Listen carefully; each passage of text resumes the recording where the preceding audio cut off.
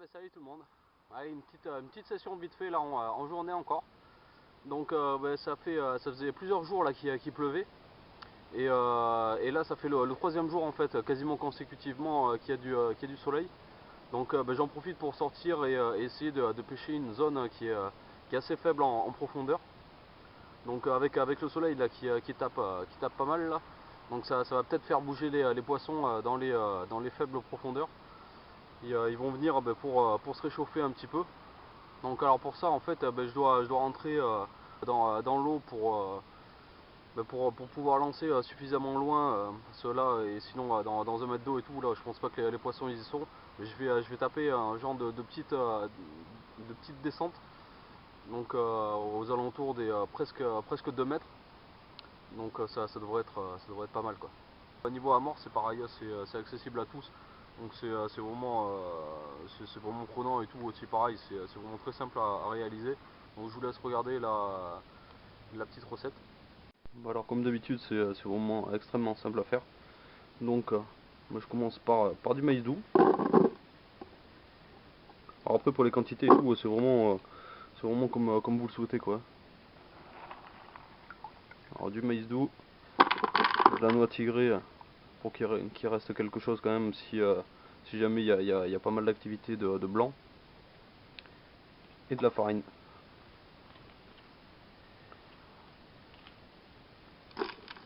Alors c'est pareil pour les quantités, c'est vraiment absolument comme vous voulez quoi.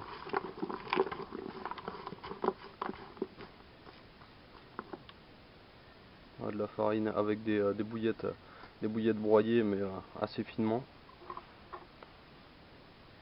Et pour terminer, une petite rasade de piment doux et de ras à la noutre. Et voilà, il vous reste plus qu'à bien mélanger, à mouiller le tout, et c'est prêt. Extrêmement simple et tout, mais par contre ça va vraiment marquer toutes les couches d'eau avec la farine, et marquer vraiment bien le fond aussi avec le piment doux. Ça attire les poissons quand même d'assez loin quoi. C'est vraiment excellent. Bon, mais comme vous avez pu le constater et tout, c'est vraiment extrêmement simple comme recette. Donc c'est absolument personnalisable là aussi. Hein. Donc si vous voulez pas mettre de bouillettes broyées dans votre amorce et tout, vous en mettez pas. Soit vous mettez des billes broyées un peu plus grossièrement dans votre amorce, et vous pochez avec des bouillettes dessus, soit des graines. Là j'en ai mis que deux, donc du maïs doux et de la noix tigrée. Donc on peut rajouter si on veut du bird food et tout, là, des petites graines pour oiseaux exotiques. Des mélanges à pigeons avec du blé et autres. De toute façon on peut tout mettre dedans. Il n'y a qu'un seul frein, c'est l'imagination en fait du pêcheur quoi. Donc il n'y a pas de souci. Hein. Une fois que le mélange est réalisé, en fait il suffit de surmouiller l'amorce, histoire qu'en fait ça puisse sortir librement en fait du spot. Donc vraiment il faut vraiment que ça fasse un genre de pâté, pas trop liquide parce que sinon alors, vous allez vous en mettre plein la tête et tout, plein le dos. Donc il faut que ce soit pas trop humide mais suffisamment pour que ça sorte librement en fait du spot. Donc alors je sais pas si on voit bien la consistance. C'est vraiment on peut pas faire de boule ni rien du tout avec. C'est quand même assez mouillé.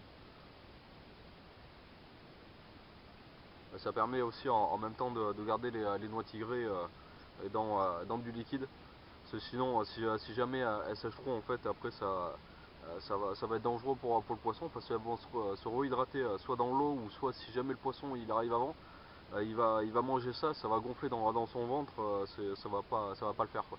Ça peut créer des hémorragies internes, donc il faut vraiment mouiller suffisamment dès que les noix tigrées en fait vous voyez qu'elles commencent à se friper un petit peu, il faut remettre de l'eau dedans et remélanger, laisser absorber l'eau. Moi il faut faire ça assez sérieusement, ou soit vous utilisez que la quantité en fait nécessaire qu'il vous faut. Comme ça au moins il n'y aura pas de problème. Bon, alors niveau montage c'est comme d'habitude, un montage en fluorocarbone et en tresse, et un hameçon de 4, et lèche par contre je vais l'équilibrer.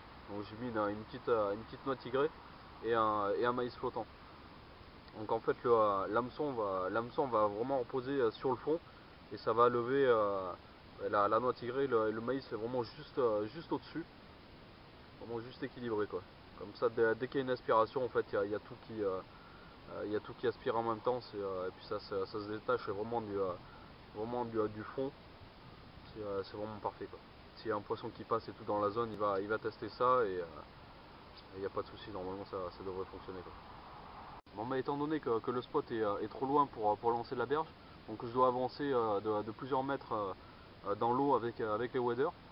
Et pour savoir à peu près là où c'est que je suis, pour être vraiment le maximum précis, j'ai planté un piquet dans l'eau pour pouvoir en fait m'arrêter à ce niveau-là et tout le temps lancer en fait à la même distance. Et il faut pas négliger les repères et tout là parce que surtout là je pêche avec deux cannes, donc sur un seul spot, donc faut vraiment être précis, sinon on ruine la pêche quoi. Une fois que le piquet en fait il est planté dans l'eau, donc j'y vais avec la canne à spod et sur le corps de ligne en fait j'ai fixé un gros émerillon avec une grosse agrafe. Donc en fait ça va me permettre de mettre un plomb dessus. Ça va me permettre en fait de calibrer la canne à spod sans pour autant utiliser le spod plein ou à vide qui se barre n'importe où, qui fait super de bruit. Donc là on lance 2, 3 ou 4 fois même s'il faut, ça fait quasiment pas de bruit quand ça tombe dans l'eau. Et une fois que c'est fait en fait, je le clip au clip ligne.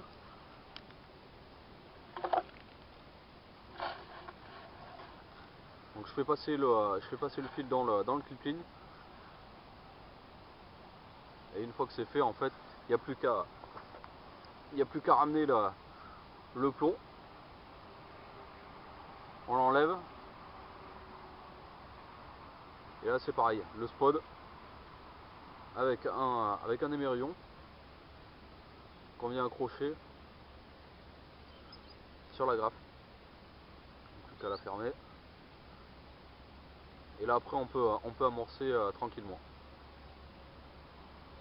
Une fois que votre canne en fait à spod est calibrée, donc là il n'y a plus besoin d'y toucher. Donc vous êtes sûr et certain de pêcher tout le temps à la même distance. Après il faut prendre un repère visuel mais qui ne bouge pas. Donc un arbre, je sais pas moi, une spécificité en fait sur une berge. Comme ça en fait vous avez la distance qui est tout le temps la même. Et la direction si jamais vous voulez lancer la nuit ou même la journée pour réamorcer ou pour lancer les cartes.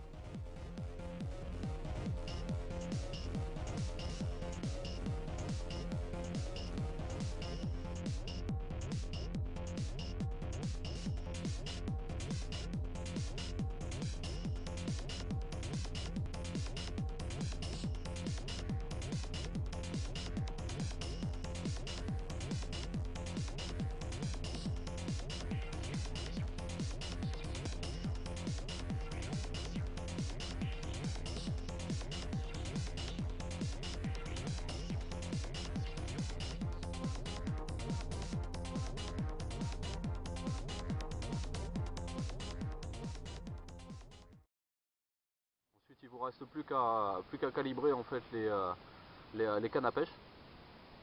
Donc moi j'utilise principalement deux techniques. Donc voilà la première. Bon alors c'est tout simple. Il suffit juste de prendre le spod et puis on va dérouler jusqu'à arriver au clip. Pick-up ouvert.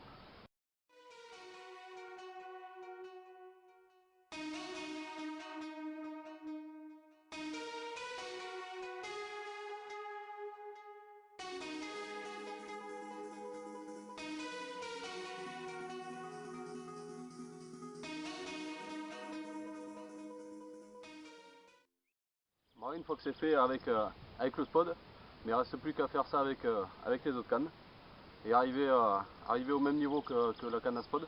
En fait on le clipse sur le clip ligne qui est ici. Comme ça vous tombez exactement toujours pareil à la même distance. C'est nickel.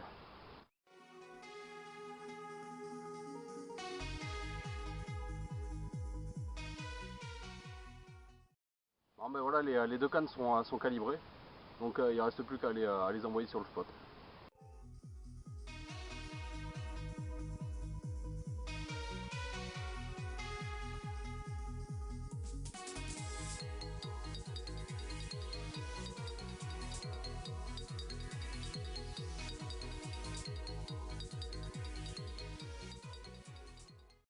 Alors par contre, petite précision là sur le clip-in, donc il faut pas muler comme un dingue et tout quoi. Et faut vraiment, une fois que ça arrive sur le clip-in, d'amortir le choc. Donc ben, vous prenez votre canne, vous lancez, et une fois en fait que le montage est en l'air, ou le spot, vous relevez votre canne. Donc sans la tenir trop fermement, et une fois que ça va arriver au clip-in en fait, votre canne va être projetée un petit peu en avant, et là vous accompagnez le mouvement avec la canne, donc ça va avoir plusieurs effets. Donc si jamais vous faites pas ça, votre montage ou votre spot en fait il va reculer, et là vous allez être plus précis au niveau de la distance, et il va y avoir de l'amorce partout, ou soit votre montage va s'en mêler parce qu'il va revenir en arrière.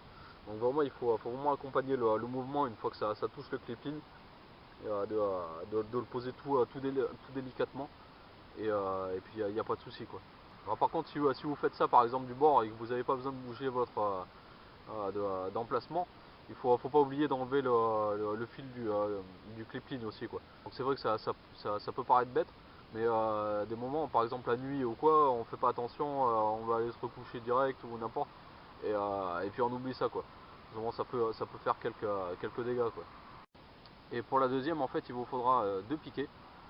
Donc vous enfoncez les piquets dans le sol, un tout petit peu incliné vers l'extérieur pour éviter en fait que si vous tendez un petit peu trop la bannière, que ça fasse tordre en fait les piquets.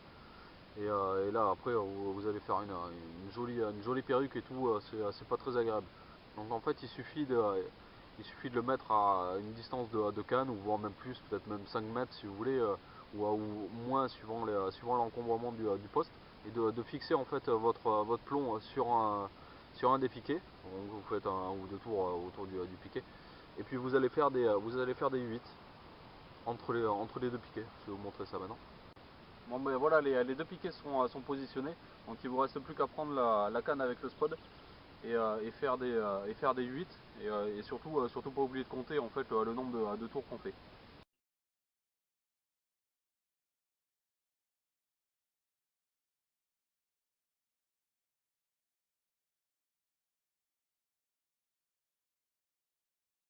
Bon ben voilà, j'ai fait un certain nombre de tours, donc ben, il ne me reste plus qu'à le mémoriser, et à faire de même qu'avec la canne à carpe, et comme ça sera exactement de la même distance.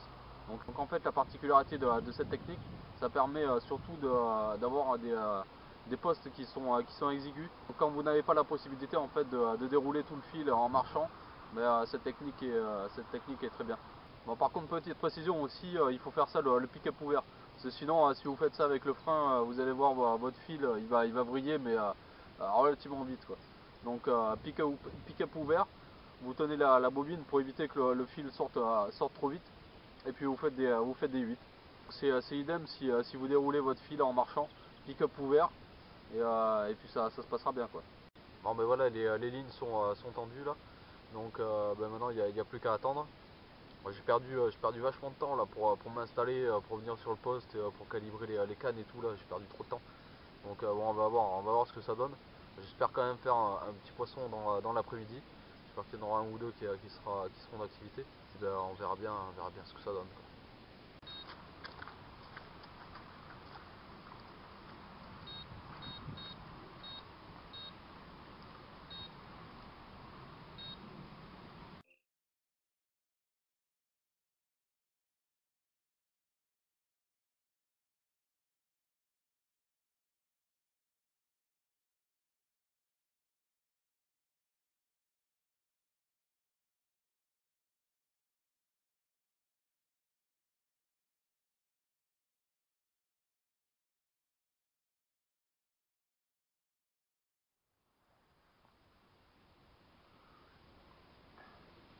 Ouais ben voilà, un beau poisson.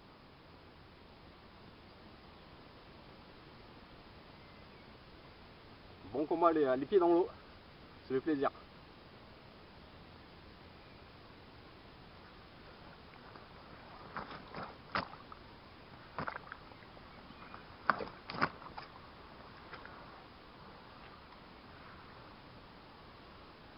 Et voilà l'autre côté.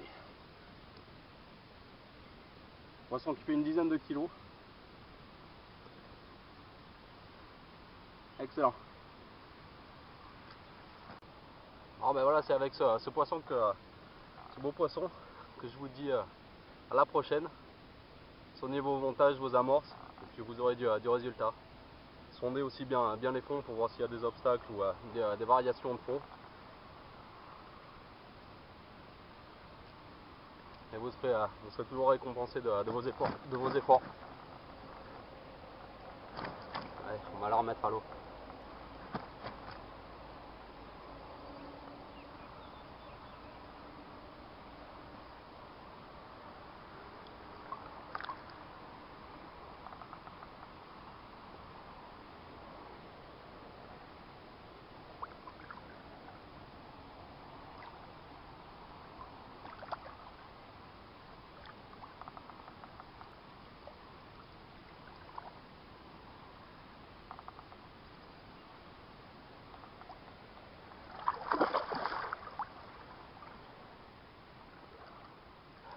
Parfait.